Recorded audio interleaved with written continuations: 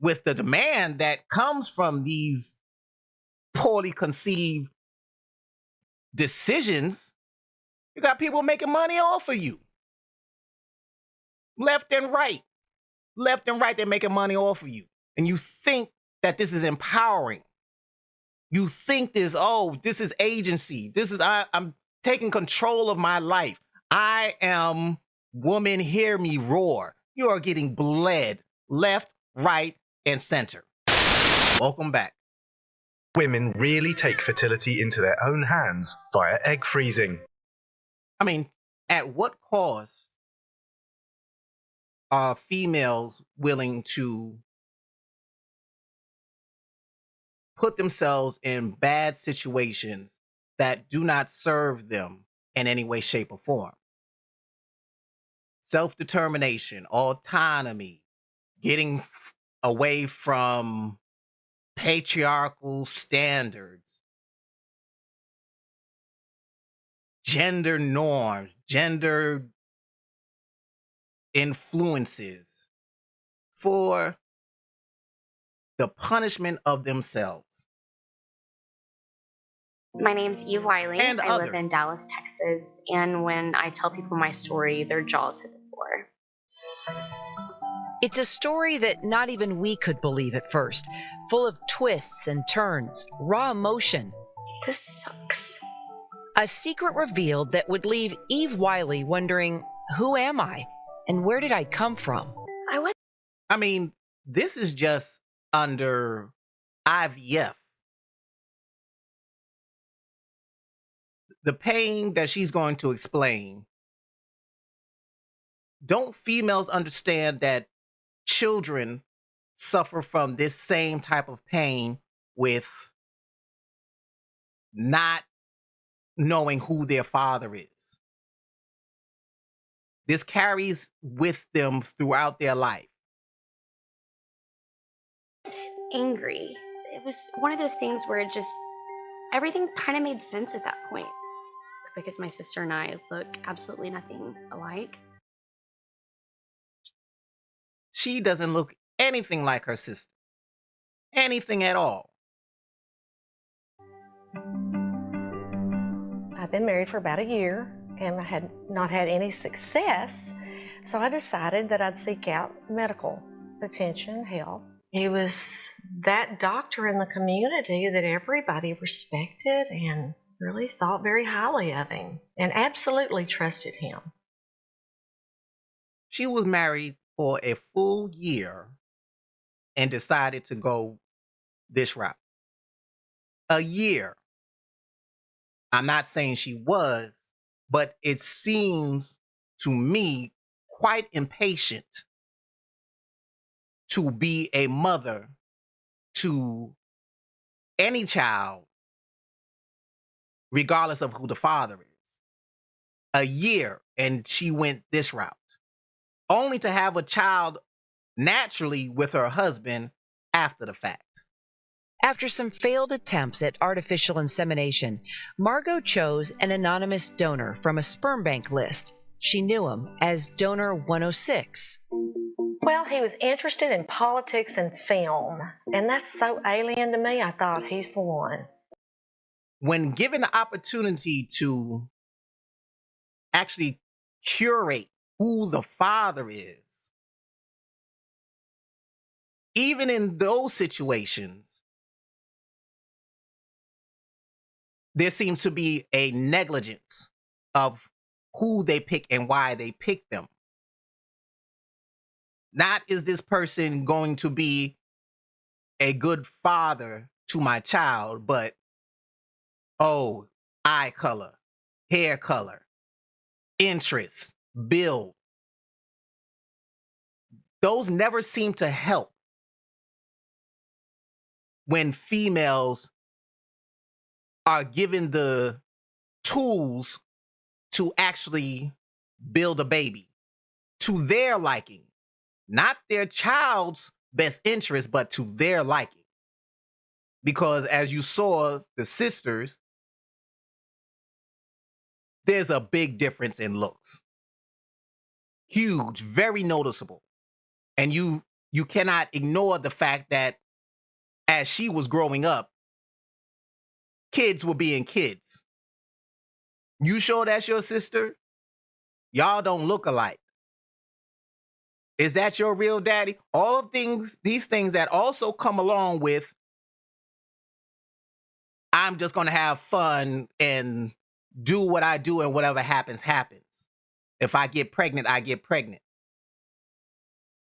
If it's baby daddy 1, 2, 3, and so on and so forth, there is in the back of these children's minds as they are growing up, why don't we look alike? Why don't I look like my brother? Why don't I look like my sister? It's cruel to children to put them in that type of a situation. And when Eve turned 18, she sought out donor 106 and found him. The poster child for the ultimate donor-conceived success story. Briefly. Until we found out otherwise. She came to me and she said, Mother, there's something wrong with the things I'm seeing. These people that are popping up in my DNA. And when Eve got on the phone with one newly discovered relative, everything changed. He told her he had an uncle, Dr. Kim McMorris. Eve remembered the name. It was her mom's fertility doctor. Oh my God, my biological father is my mom's fertility doctor. Now, I will say what this doctor has done is tantamount to a assault that produced a child. I would agree.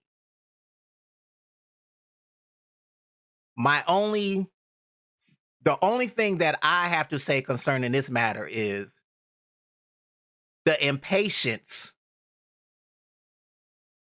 that some mothers may have can put them in this situation. I mean, if you go to a restaurant, a fine dining restaurant, how often do you go back there and watch the chef prepare the food? So if you don't do that with the food that you consume, why this lackadaisical, fun and fancy free belief that nothing can go wrong, deliberate or accidental, when it comes to creating a child via IVF? Just in shock. I couldn't believe it. I really trusted him. Trust in a stranger, but not in her husband and her having a child naturally. Seems impatient to me. But the willingness to put so much trust in a stranger, but not in her body and her husband's body to produce a child, which occurred naturally after the fact. It's crazy to me. She's lobbying Texas legislators to make it a felony for any doctor to use any donor sperm without the patient's express consent. We found out that this was not a crime. This man was my mother's doctor. He was not her donor.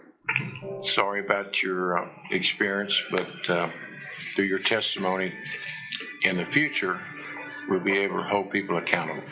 Do you sit back at any moment and think, wow, I've got a beautiful life. I've got an amazing husband. I've got 2 amazing kids.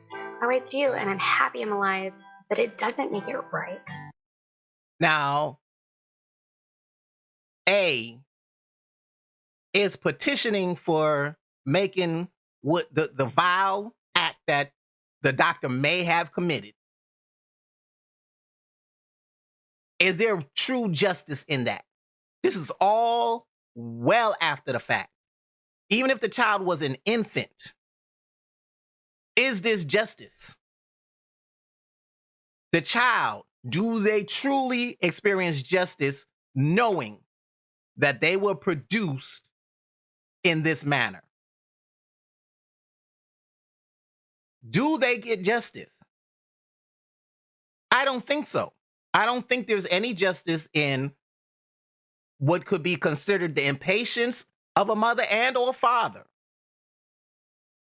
doing this to produce a child, only to come to find out that the doctor may or may have not done something against the wishes, desires of the parent. It doesn't seem like there's any justice after the fact.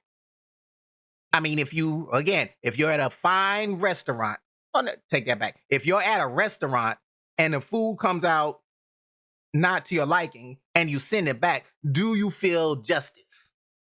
And sending it back and getting your plate, your food later, possibly tampered with, do you feel vindicated after the fact?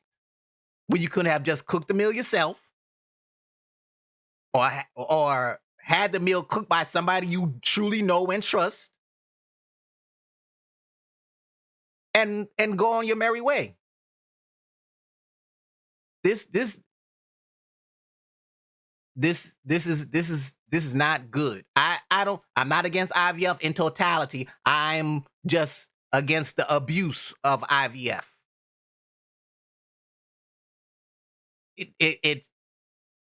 It's causing problems outside of those true needs for IVF. And then the grandchildren of this vile act, possibly. How do grandkids, you have a mother who's dealing with, oh, I thought X was my father. Oh, it's not my father. Then at 18, she goes to search for her true father. Come to find out that the person who she thought was the father wasn't him. She turns 18. She searches to find out who her true father is because she had all this time of saying, well, I don't look like the rest of my family. Then to have the belief that it is X, number 106, or whatever he was, who was interested in the subject matter that mother found alien to her, so she chose him. And then to come to find out that it wasn't him, so she has her heart ripped out again. And then when she finds out who her true father is, it's via a quote-unquote possibly vile act. Despicable act. So not only is she suffering as the child of that, but now her grandkids don't know their grandfather's side of the family. How is that any different than, oh, well, if I get pregnant, I'm keeping a baby? How's that any different than, oh, I'm just going to have fun and do me, ... have the baby? These children suffer from selfishness. It's cruel. David Barry spent 37 years thinking he was Italian-Irish until he took a DNA test. There was no Italian. There was no Irish. Any of the things that I was led to believe. The shock of a lifetime. His dad was not his biological father, discovering he and 36-year-old Morgan Hellquist are half-siblings. Then there was 5 of us, and we were all the same age, and 6 and then 7, and it started to feel like, well, if there's 7, there might be 20, and if there's 20, there might be 100. And I started to feel terrified. Doesn't that seem like par for the course for a child to believe they are of their parents, but to come to find out that they are not?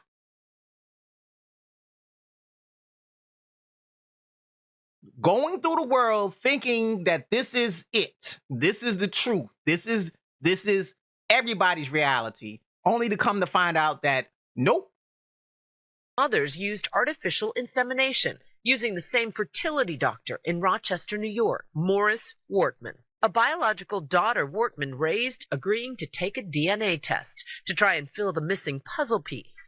The result, David says, she matched him, Morgan, and all the siblings. I am the product of something that should have never happened, with an unconscionable violation of ethics at a minimum. Both Morgan and David's mother say Wortman told them he was using sperm from an anonymous medical student.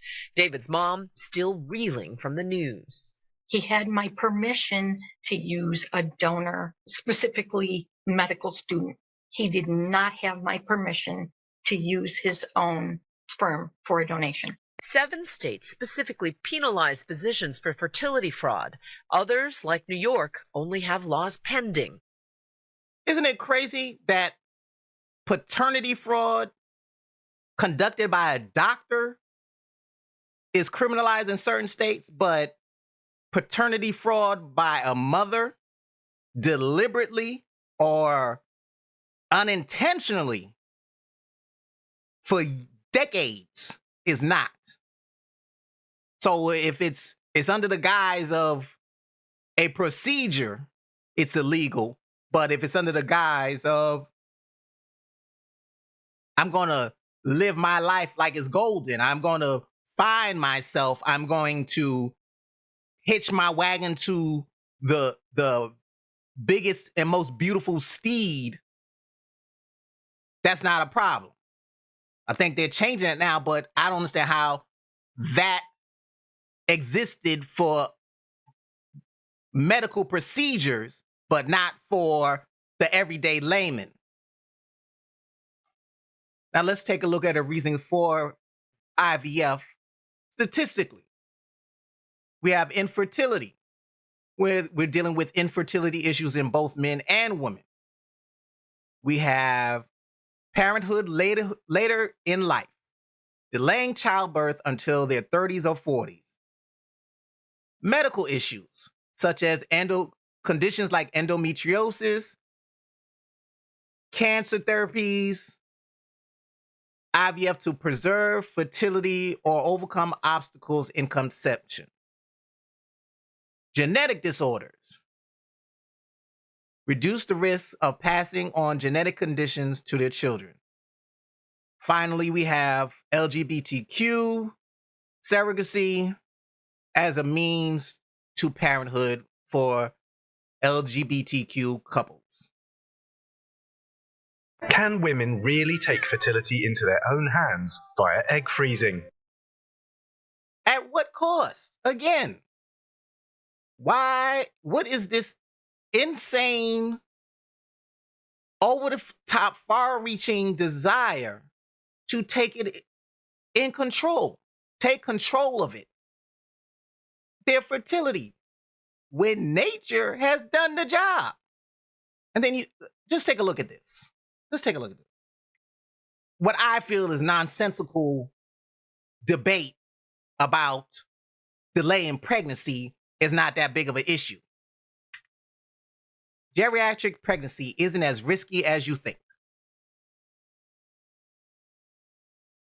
Does that sound good? Not as risky as you think.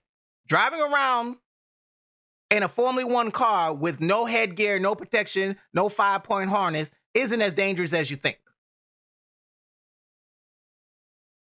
What is geriatric pregnancy? Okay, so now they're arguing what the preferred term is advanced maternal age.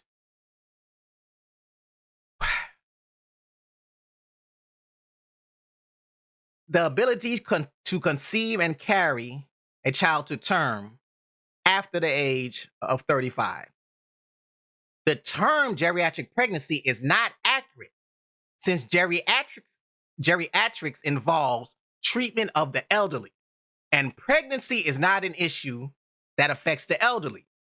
They're not saying that you are chronologically old. They're saying that the eggs that you are born with are chronologically older the older you put off pregnancy. I don't understand this insane to, oh, well, we're going to take a focus of this word, geriatric. Well, 80-year-olds are geriatric. They can't get pregnant. Why? But this is the insanity of saying, don't have children at an age where you can lessen severely the probability of either A, finding out you're infertile, or B, complications that come with having a child older. May safely conceive healthy babies in most cases. Again, yes, you can have a child at an older age, but why gamble? Why gamble with not only your health, but also with the child?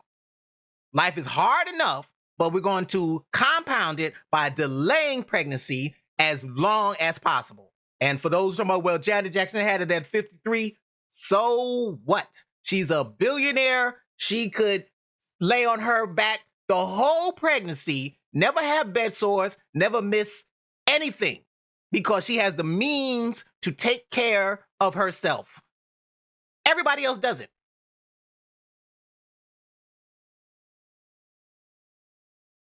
As maternal age increases, so do the risk of pregnant people and their babies. You have the risk of developing age-related health conditions and or the ability to carry the child to term. And yes, there are advances in science to where, oh, well, the child is viable outside of 26 weeks. But why not carry the child to full term? Because your body is prepared to. Why go against that? Why the preemie and all of the financial obligations that come with a preemie? Then on top, increased risk of genetic abnormalities. In the 30s, it's 1 in 800. Fairly low. Not low as possible, but fairly low. But when you get around 40, it's 1 in 100. And 44, 1 in 25. Why would you chance this with the child you are supposed to love? Why? There are means and scientific advancements to do it. Doesn't mean you have to take advantage of it or abuse it.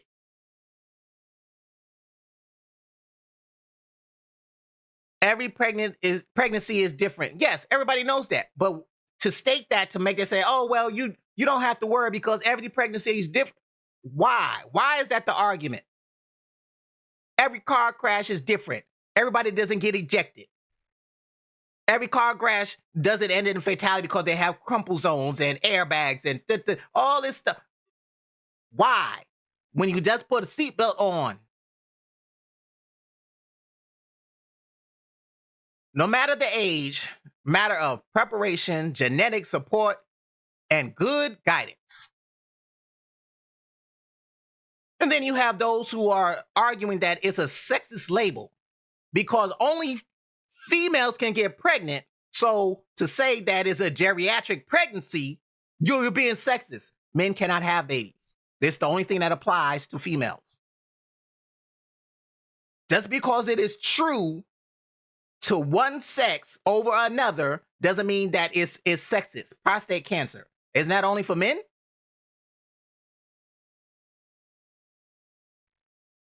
It's time obstetrics catches up. Why does the science have to catch up when the science has been established long enough to say that this is true? Little known fact, scientists in the medical field used to think that the sperm had a fully developed human in it. And the only purpose for the female was to hold that tiny human, fully developed human in her body to birth it out. Eventually, they figured out that that was wrong. Yes. But you can't, nothing has changed. Nothing has changed when it comes to, at a certain point in life for females, that the eggs that they were born with that have aged with her are prone to be problematic in some form or fashion. Not 100%, but problematic enough to not advise women to say, have a baby as late as possible. wait till you're down to, we're going to scan you and see when you're down to 3 eggs. We're going to wait till you get down to 3 eggs in your body, and we're going to try to have you get pregnant with those.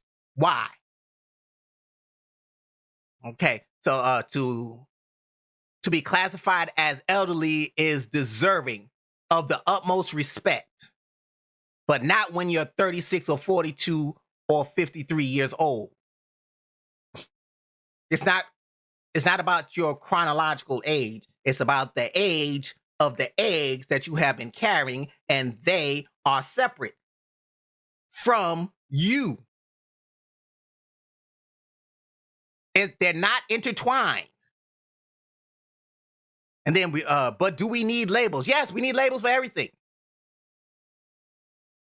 We need labels in order to understand, to get the best outcomes of everything. Everything.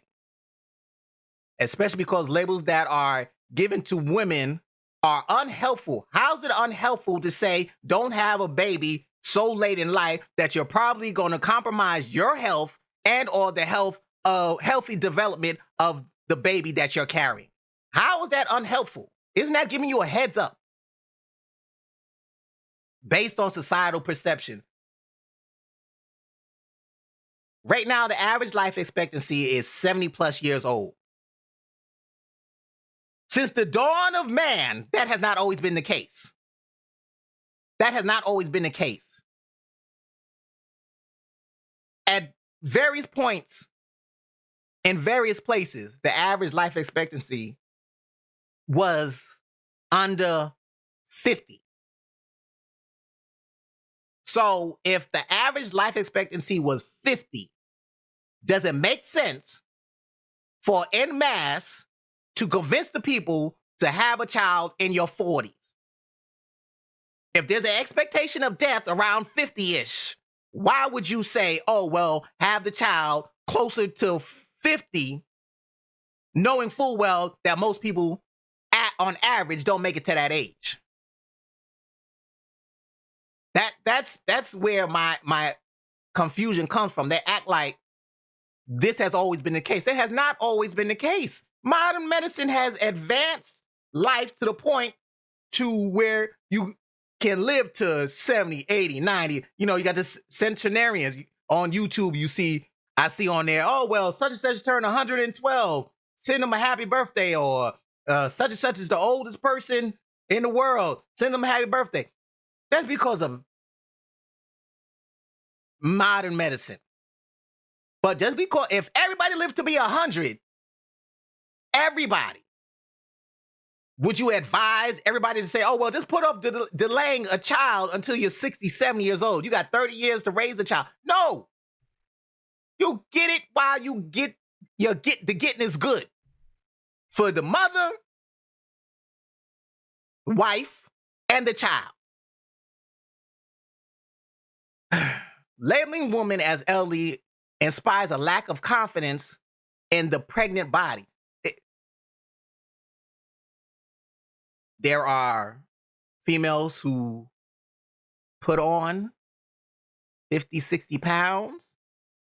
There are people who put on 10 to 20 pounds. It has nothing to do with the body. Exterior. It has to do with the innards, not the outward. I mean, geez, isn't there a fetish for pregos? So if it was about dissing the female pregnant body, there wouldn't be a fetish. Not saying it's good or bad, but you cannot say, oh, well, it inspires a lack of confidence in the body. There are pregnant chicks who get hounded. I mean, for various reasons, but nonetheless, oh, well, if you call it a geriatric pregnancy, oh, you're making her feel less than, her body to be undesirable. That's a lie. And then, oh, it adds to the long list of things that are inherently wrong with the women's bodies. Dirty, weak, overly emotional, and lose all value. So what does that have to do with anything? All it is to try to inspire, say, oh, well, yeah, don't worry about it. Just put it off as long as possible. Lose your value. That is, yeah. And it perpetuates the untenable, unrealistic vision of what a perfect woman is supposed to be. Who keeps bringing up perfect? I don't think men or science, the medical profession, brings up the perfect body when we're talking about geriatric pregnancy. I mean, all this is to try to say, oh, well, just ignore what makes sense and is the best for the child more than anything. Just do what you like.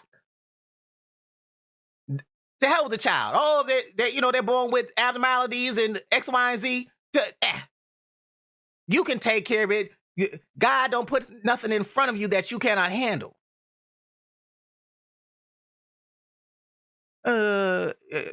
It's talking about if we're pregnant, too young, we're taboo.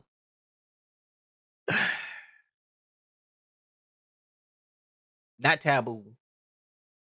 You can say fast. Possibly not raised with a father in the house, but taboo? No. Older, elderly? No. Your eggs are elderly. Single, and if you're single, you're ostracized. I'm gonna deal with that a little later. Oh, and if you're pregnant, we made a mistake. Come on, man. It is not a mistake. There are all types of tests and everything. Stop. I mean, they're literally arguing against something relatively easy to understand.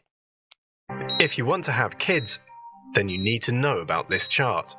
It shows the number of follicles that a woman has. Follicles usually contain eggs and start from a peak of over 1 million before she's even been born to just a few hundred by her late 40s. They're arguing against what is easily provable and repeatably proven. I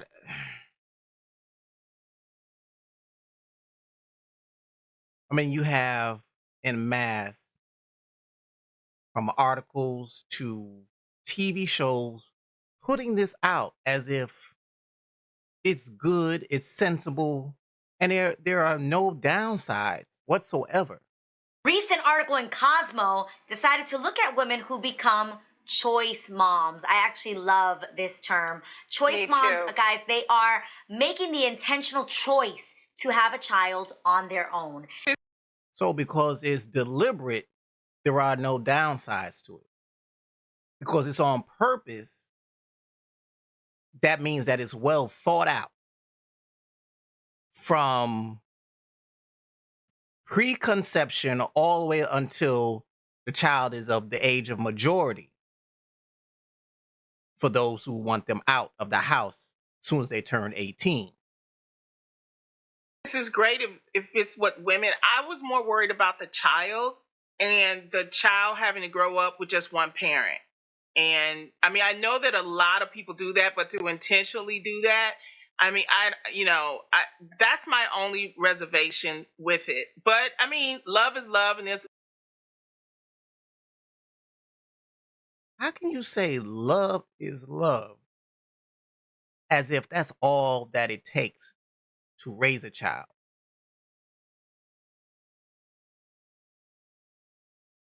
Child rearing is by no means an easy task. It is not a task to be taken lightly in any way, shape, or form. Because if it goes bad, it goes bad real bad. And that's a fully fledged adult doing bad. And it's not just doing bad within the household, it's doing bad everywhere. It'll be a good community and things like that. But we have not really had studies to kind of show like women that do this, like no studies have been done So there are no child psychologists. There are no family therapists. There are no studies on females deliberately choosing to have children on their own. If you get a chance, there's a conference, not a conference, but an awards called the Ig Nobel Prize Award. Ig Nobel Prize Awards. You have the Nobel Prize, and then you have the Ig Nobel Prize Awards, and it's research that is done on what would be easily considered silly or nonsensical things. But the research is done. So if you have time to do research on nonsensical things, you don't think there's any space or time for research on children and the positives or negatives that can come from a 2-parent household, single-parent household, foster care, adoption, or those conceived via IVF. There's no research. Okay. How has it affected the child? Because you're still missing like a parent, and Yeah, I think they definitely haven't done the research or the studies yet, particularly. There always seems to be this fallback on, as long as they're a community. And I feel personally that when people say that, especially females who say that, they're conflating community with a village. Because, the saying is it takes a village to raise a child. You see, the thing is, within the villages, is generations that are putting their energy into raising the child. And that's generally, in my own opinion, grandparents, grandmother, grandfather on both sides, mother, father, child, aunts, uncles, cousins. It's not just grandmother, mother, child, sister, aunt, great aunt. Those are not the same, be it a boy or a girl. It takes a village. Villages are comprised of, quote unquote, the nuclear family, even though it wasn't. Nuclear family is more of a Western thing, but the village is very sound and solid. It's not built on, I deliberately had a child by myself, so my child deliberately had a child by themselves, so my child's child will have a child deliberately by themselves, and that's all it takes. Those are community and village are two separate things. And I wish they would stop acting like, oh, well, as long as there's community. The child needs to know their father. The child needs to know their father's side of the family. Not loosely. Literally, they need to know both sides of their family. It's important. I don't understand how choice moms think that is not important. It comes off as rather selfish, as if all the child needs is their mother and their mother's side of the family. That's like a car with only 2 sets of wheels. It moves, but it damages the car on that side where the wheels aren't.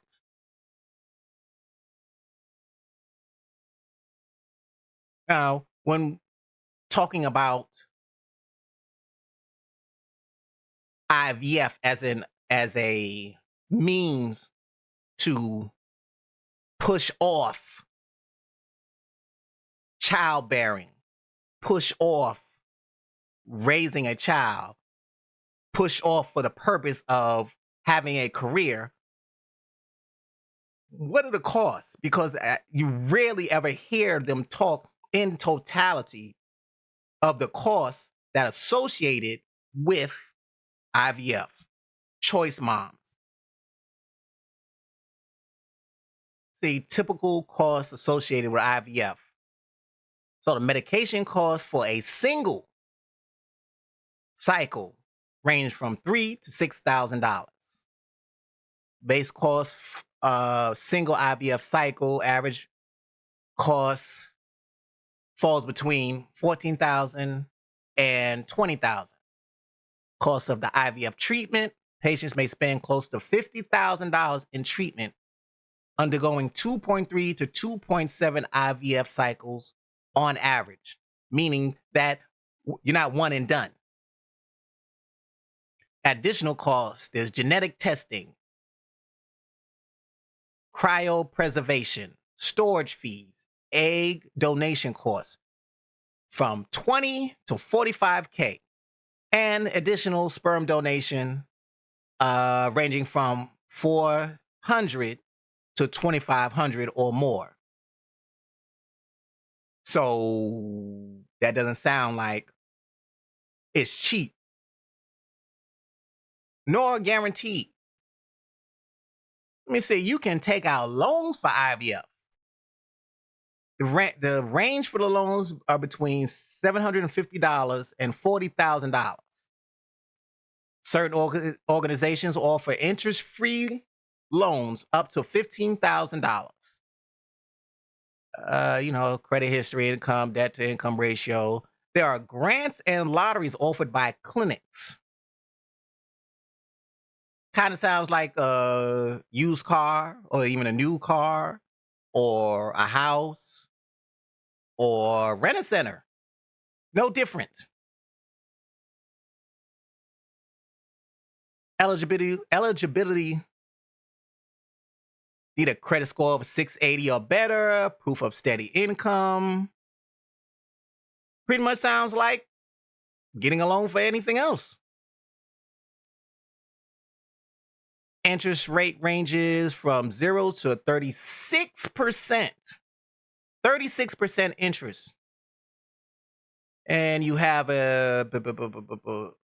lender rates between 7.49 to 35.99%. Loan amount and APR, $1,000 to $50,000, 7.8 to 35.99%. Rather expensive, but they push it as if, oh, well, this is just a walk in the park. How many people, single mothers, choice moms, can truly afford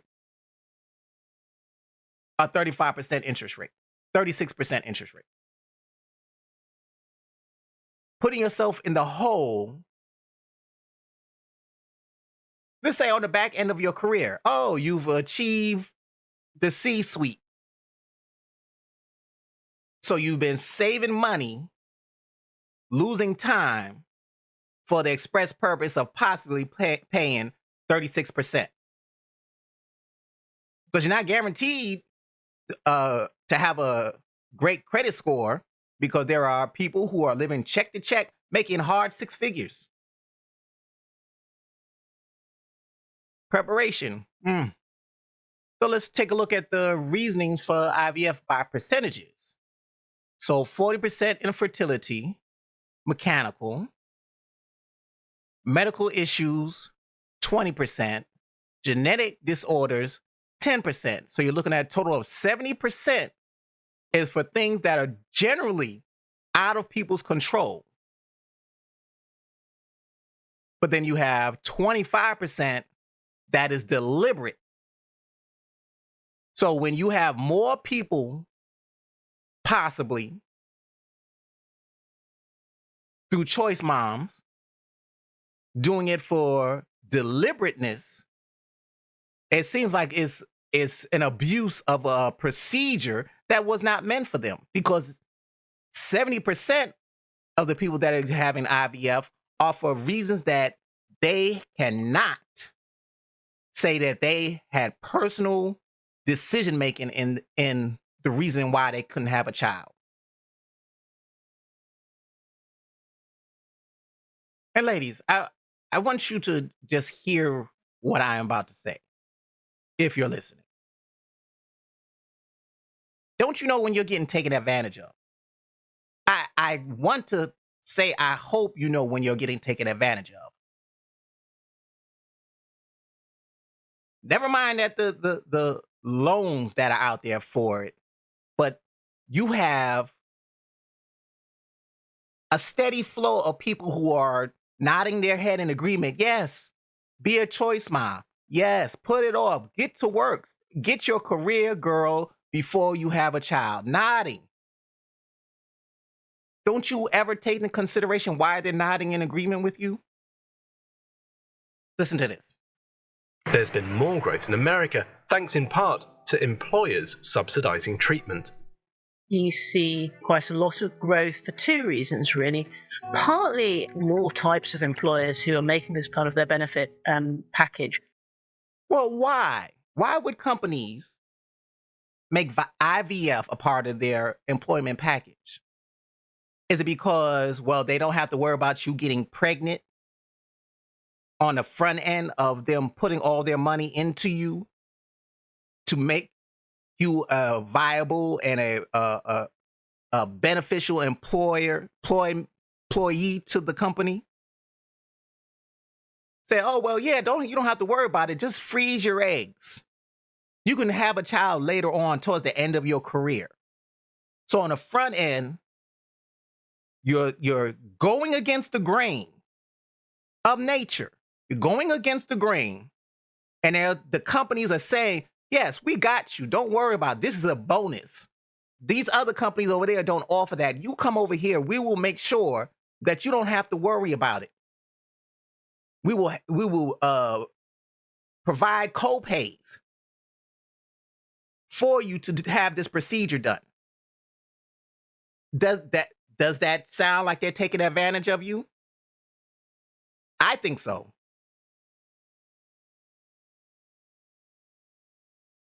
The first IVF baby was Louise Brown. She was the daughter of Leslie Brown. Leslie Brown had blocked fallopian tubes. IVF was first invented to help women with mechanical reasons for infertility. It wasn't designed to improve your ovarian reserve. It wasn't designed to improve egg quality, and it still can do neither of those things. In a sense, we're using the wrong tool to address the infertility crisis. So, IVF was the product of helping families with procreation who were susceptible or suffering from mechanical issues. Their body did not allow for them to carry to term or even carry at all for whatever reasons. So now there's an abundance, in my opinion, of women, females, taking advantage of it as what is it called? A dual use? You remember when the little blue diamond pill originally came out? It was for, what was it for?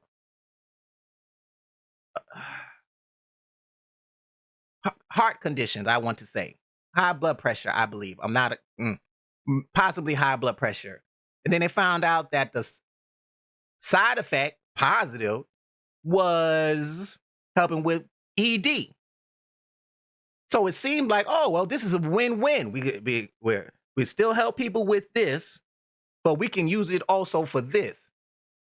Wasn't there an explosion of STDs in nursing homes and retirement communities?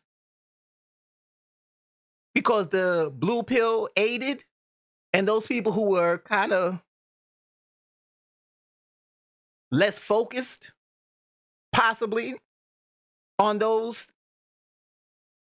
normal interactions, but now because the little blue pill allowed them to, that there was an explosion. How many of those individuals caught an STD for the first time? First time they got an STD at 60, 70, 80 years old. Or what was it? Now we got the shot that's for, originally was for diabetes, but turns out it also had the effect, positive, according to some, of weight loss, massive weight loss, quick weight loss.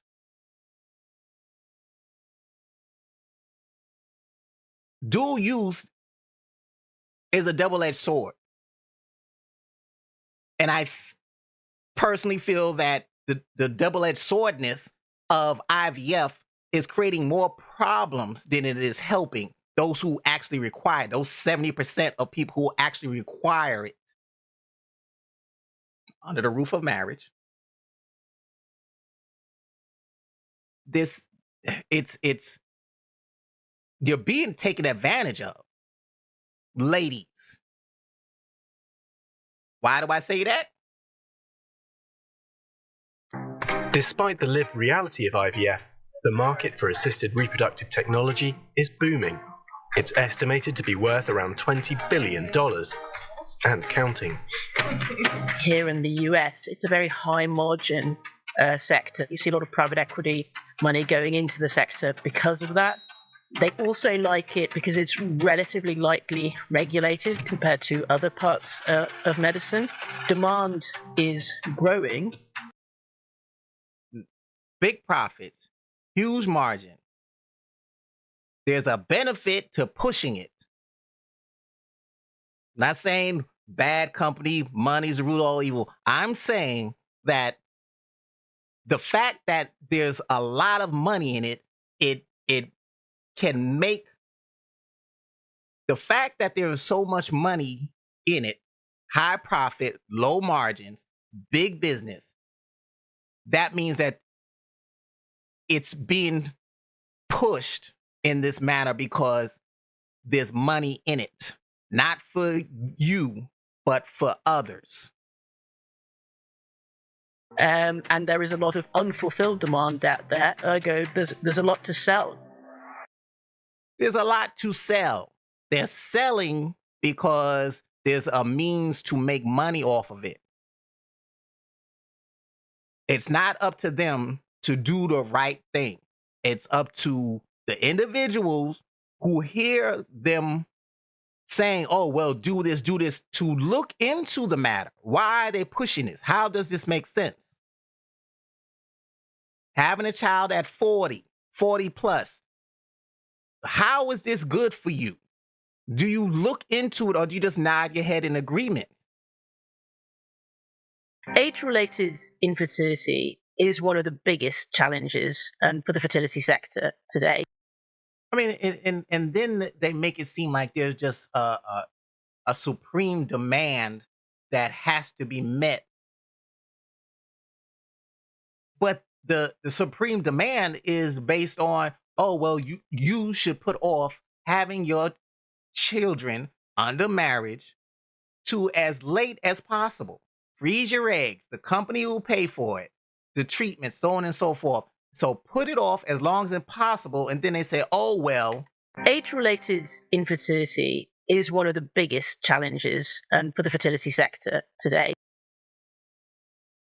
How? If it's done deliberately, how is it a problem?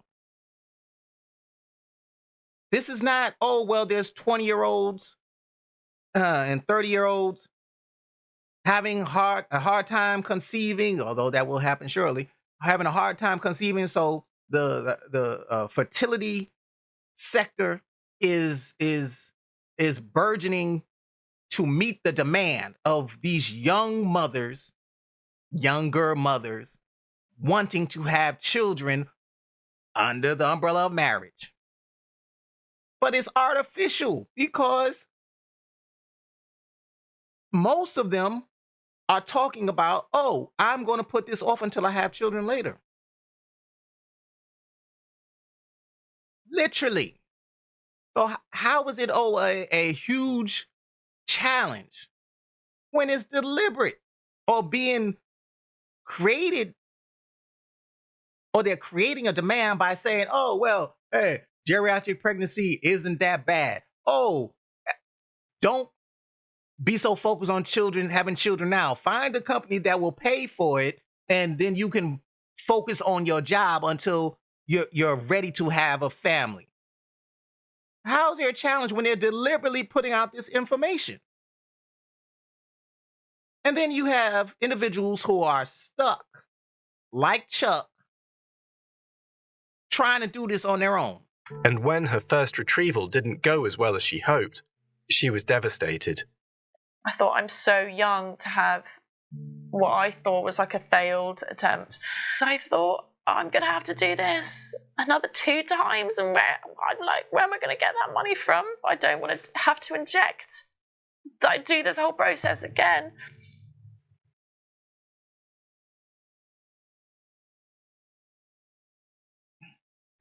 She is in tears because she has been convinced, in my opinion, do this now when you're young, so because she's just having the retrieval, so you can put it off as long as possible. So on the back end, you can have the confidence of knowing that your eggs that have been retrieved at a younger age will be there for when you're ready to have a family with your husband. Now she's feeling, I'm assuming she's feeling trapped because she's got to come up with the money by herself. Then if she doesn't have the money to do it, and she's not able to do the retrieval and still focused on her career when she's 38, 39, 40, 53, and then she finds out that she cannot do anything because her eggs that have been growing with her are problematic in some form or fashion. Don't y'all understand y'all are being taken advantage of? Y'all are being got. Much like the child support system is getting men, y'all are getting got. Increased demand and profitability of egg freezing means some clinics are overselling the chance of success. The quality of the clinic in many ways is going to determine the odds that it works. There are so many startups now in the space, but the reality of what's going on behind the scenes in that lab is really unknown. And so we're a little afraid that people who freeze at an unknown entity at a new lab might come back in 10 years and have a really terrible. So, because there's so much money in this, that pretty much all you need to do is come up with money, come up with the money for the equipment, buy a building, build a website, and everything else, find some reputable individual to perform the procedures from the retrieval, extraction, so on and so forth. 10 years down the line, what if they're not there? You done put all this money into it. You got faith that it's going to be there when you're ready to sit down and have a family. And then what if it's gone? You know, spend all the money for the retrieval, genetic tests, cryogenic freezing, storage, year over year over year over year. And then when you're ready, oh, well, yeah, we closed down. Oh, never mind if there's a natural disaster. Power grid is hit, the backup systems, they end up failing, shortage of gasoline, whatever, diesel fuel, whatever. Oh, well, yeah, I'm sorry. There was a force majeure. We can't be held liable for the fact that, oh, well, you're 42, 43, and you were ready to start a family, and there are no eggs left. They all perished. And then the only means to get satisfaction is to sue. And is the money that you get from the lawsuit going to fill that void of this family that you deliberately put off? Is it going to fulfill you? Are you going to breathe a sigh of relief? Well, whoo, glad I got this money. I don't have no children, but I got this money. And I'm making sure that nobody else has to suffer the pain that I've endured from this lawsuit. Worried about other people when you are, in effect, childless forever because you wanted to put off childbearing at an age that would have the best outcomes under the umbrella of marriage to pursue a career. Let me ask you something. Let's say you've been at a company for 40 plus years and you die. Does the company show up to your funeral? You've been a great employee. Does the company show up to your funeral? Yeah, there's a chance that child passed before you, or you become estranged from your child for whatever reasons, but there's a higher chance of your child showing up to your funeral than from the company that you have decided to dedicate your life to showing up. I mean, everybody. Everybody showing up. But you put off under the guise that, oh, well, IVF is going to help me delay parenthood so I can pursue my career. Only to find out, the place, it was a scam because they can scam just about anything, so why not this? Oh, yeah, we're going to cryogenically freeze them. And they hit 10, 11 women, get them for $50,000 a pop, take the money, leave the country where there's no extradition. What you gonna do? Surprised that their success isn't what they thought it would be. I mean, don't y'all understand that y'all are getting got with this? Oh, you need to delay and put off as long as possible so you can have this career that really does not care about you. The only way the company would care about you if you were the founder. If you were the founder of the company, then I could see people showing up. Those that are important showing up. Because you were instrumental in creating a business that employed people. Other than that, you've done nothing. Done nothing to warrant them giving a fleece fart whether or not you die or not, or whether or not you are able to have children later on in life. So on top of the retrieval costs, genetic testing, freezing, storage, year after year after year until you're ready to be a parent, a mother under the umbrella of marriage, then you got to deal with this. My daughter is 2. We pay $1,995 a month. They're not even in school and you're already paying $25,000 a head? Come on, dude, that's just dumber than crap. We pay $1,420 a month. Like, my head's spinning. And the thing is, and I'm not saying, oh, well, children are so expensive, you shouldn't have children if the child care is ... No, I'm saying you have conditioned yourself to work for umpteen years. Are you telling me that you're going to be able to sit down and stay at home and raise this child? Or are you going to have to deal with these ridiculous childcare costs? And the only reason that, as far as I see, the only reason why the childcare costs are what they are is because there's so many children going to childcare from 6 weeks old. Had a baby, 6 weeks old. I need a total stranger to watch my child. Willingly able to give up your child that you just had to strangers. So these additional costs, choice moms, these additional costs, I'm going to put it off until later on in life, but then I'm going to be fine with sitting at home with this wet piece of clay. Okay.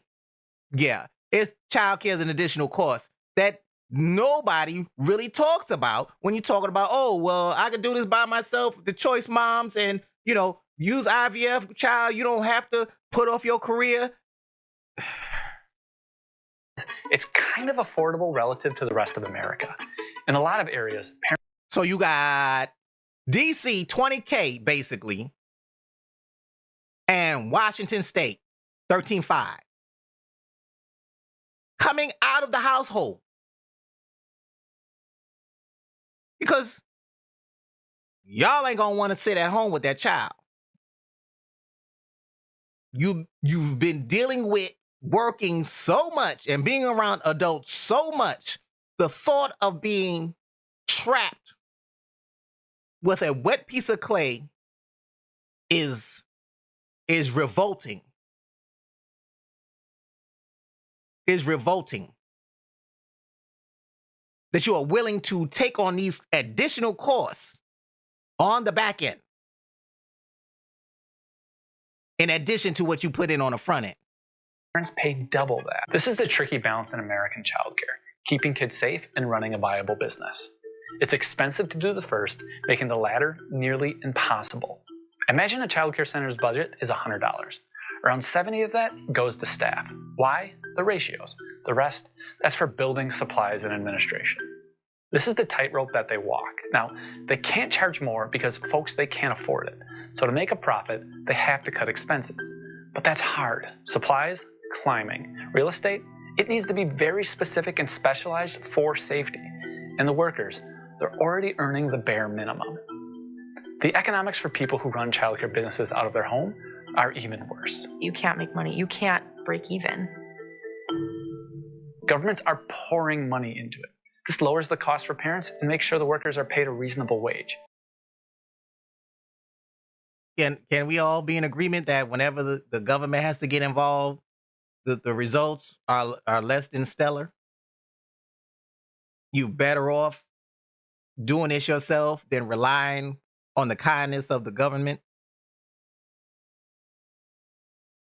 And guess what? Every buck they spend multiplies down the road. A Federal Reserve study found that for every dollar invested in early childhood care yields extraordinary public return. So according to the U.S. Department of Health and Human Services, they consider 7% of your income to be affordable. Let's say if you make $80K, 50-50 between you and he. That's $5,600 coming out of the house a year. $5,600 over year 1, 2, 3, 4. Well, let's say 3. That's 15, 16, maybe 16, almost $17,000. There's nothing you could have done with that money for the betterment of the household. Throwing that towards a bigger deposit on a better house in a better neighborhood with a better school system. But the government says if you spend that much, you're in affordable. This is affordable, according to them, $5,600. Never mind. Let's say if you were making $120K, that comes out, that's about like $8,500, $8,600. $8,600. So from birth to right before pre-K, 3-4 years, that's 8, 16, 24. Let's say $27,000. Gonna do nothing with that for the betterment of the household, better neighborhood, better schools, better, expenditures to put the child in. want to get them in the best basketball league or best gymnastics school or best be able to travel. Say that if they say they want to be in judo or what have you, you can take that money to travel so they can get the real experience of really testing themselves and really improving themselves to really get to wherever they want to be.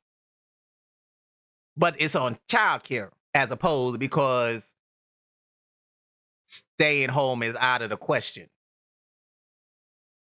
The US federal government is putting in like $500 for each kid, compared to about $14,000 in other developed countries. The lack of investment creates a vicious cycle. Low pay and low profits makes it so there's a big shortage that trickles down to communities across America. Half of Americans live in a childcare desert. But the big... So there's another desert. So we have food deserts, healthcare deserts, and now we have childcare deserts. There's a lot of desertification going on in this country. But that is putting that aside.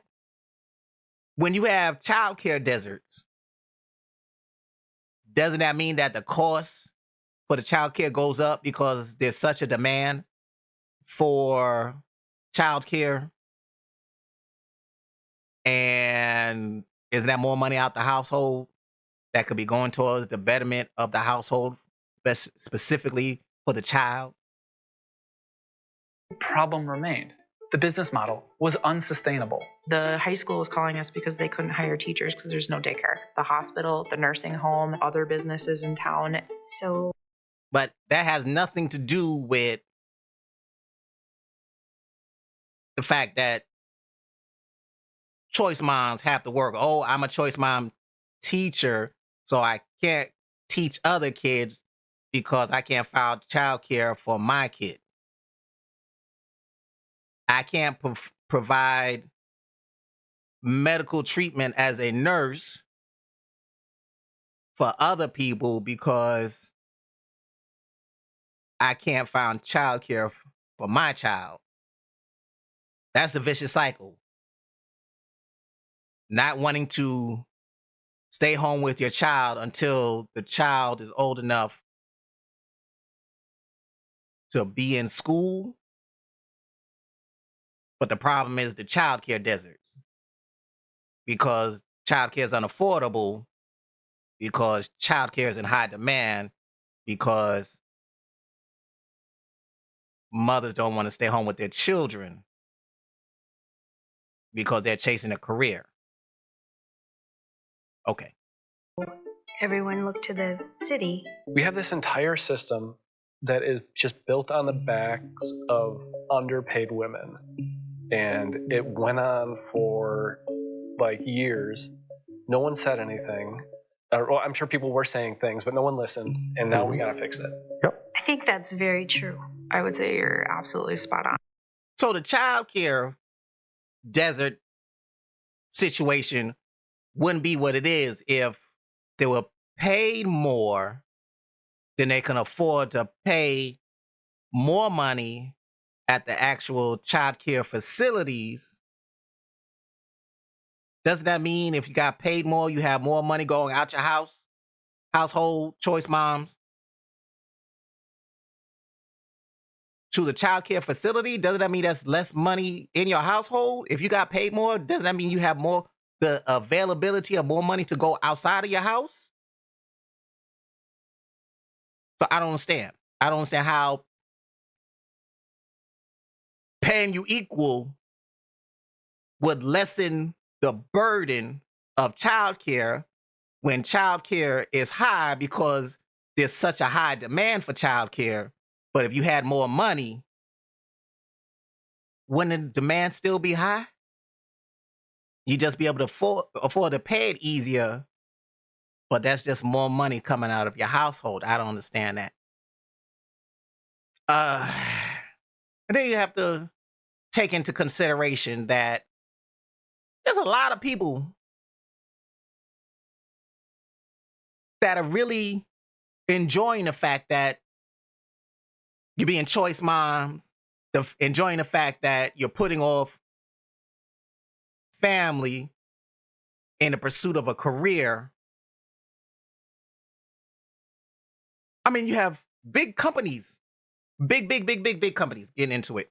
Payment while pushing themselves further and further into debt, because that's what most people seem to be doing right now. It's not enough to just talk the talk, guys. You have to walk the walk. Knowing what the right thing to do is and actually doing it are two very different things. And you know what? As if this isn't bad enough, and if the world's not twisted enough already as it is with everything that's going on right now, I just saw this story about how more and more private equity firms have their eye now on the child care industry.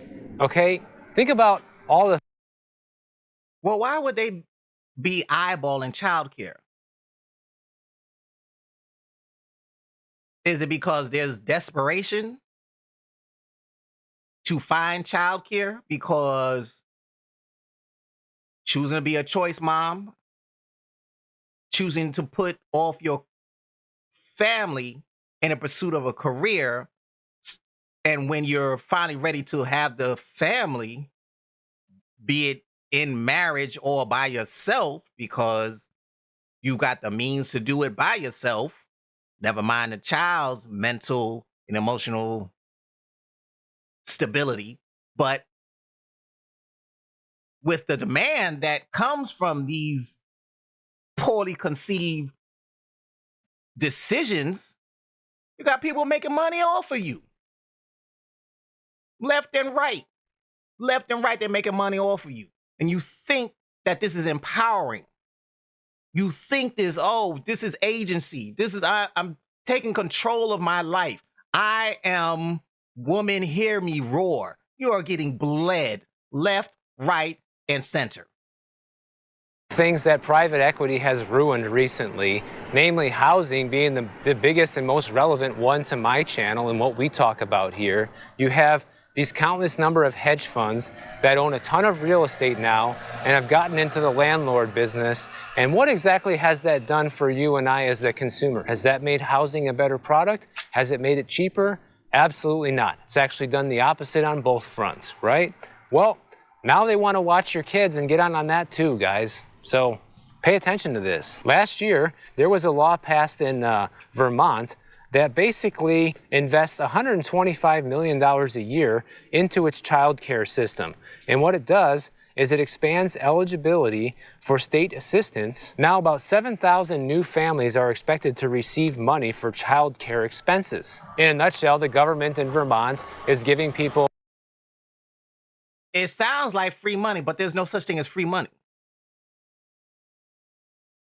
Pay me now, pay me later. There is no, you cannot escape that.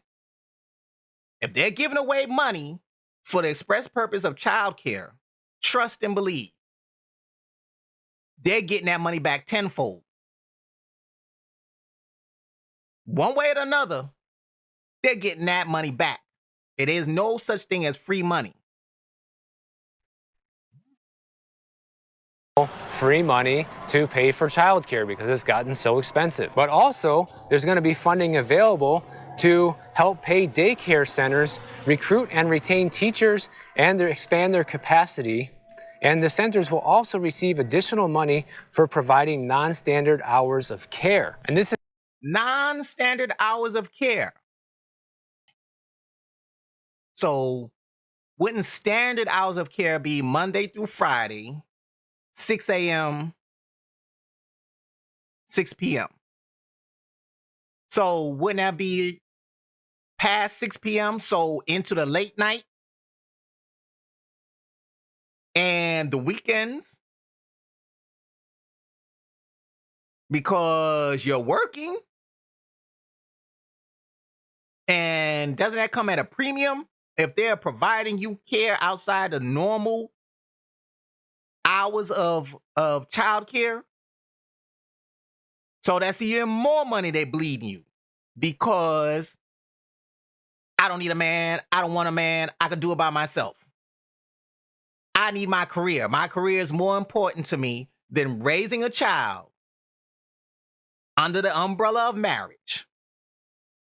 Pay me now, pay me later.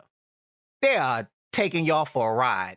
This has already been happening in different parts of the country, so they've already been slowly creeping into this business, guys. In fact, KinderCare, Learning Care Group, and the Goddard School, and Primrose School, and Bright Horizons are all controlled by private equity funds right now. They represent about 10 to 12% of the marketplace. Well, now it's going to continue expanding thanks to programs like this. And basically, their goal, like with anything else, is to turn the maximum profit. Basically, what they do is they buy a business with the intention of flipping it for a profit, and also they try to maximize the value in the short term, and basically they invest less money in staff or facilities.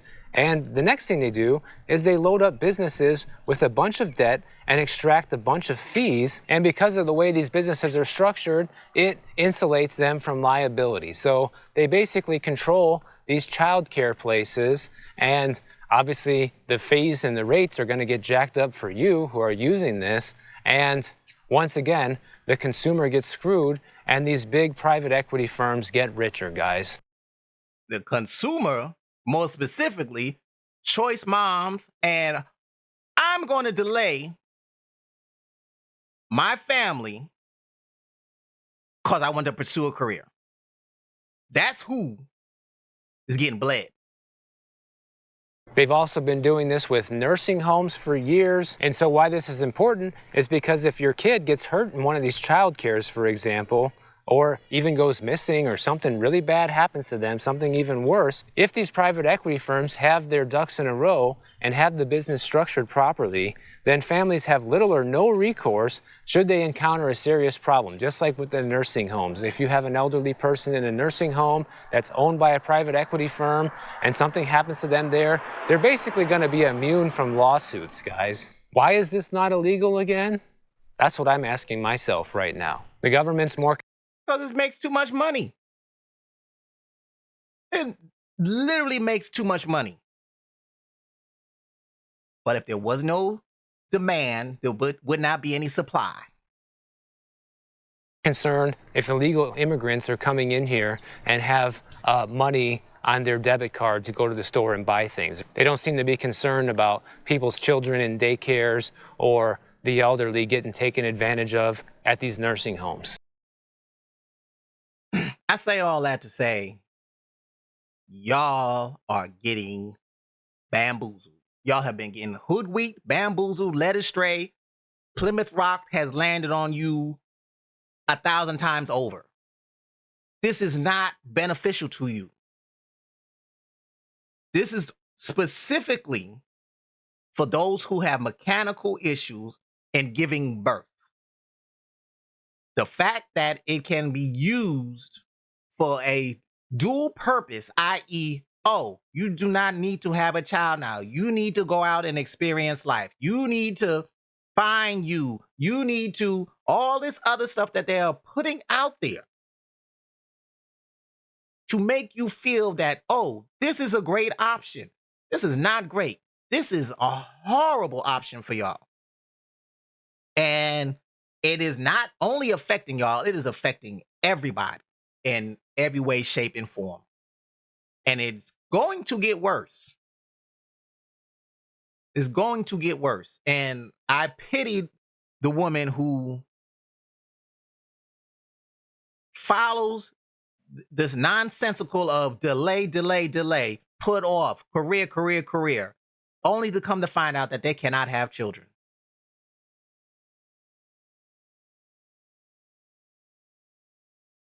I personally don't believe adoption is the same thing. That's me. Adoption is a great endeavor, but I don't believe it's the same as having a child and raising them. At least until, I don't know, 5th, 6th grade, be a parent to your child. Give them the best of you. Handing them off to strangers it seems selfish to me. Just seems selfish to me. Anyway, I know this is at the end. Please consider liking, subscribing, and commenting. Thank you.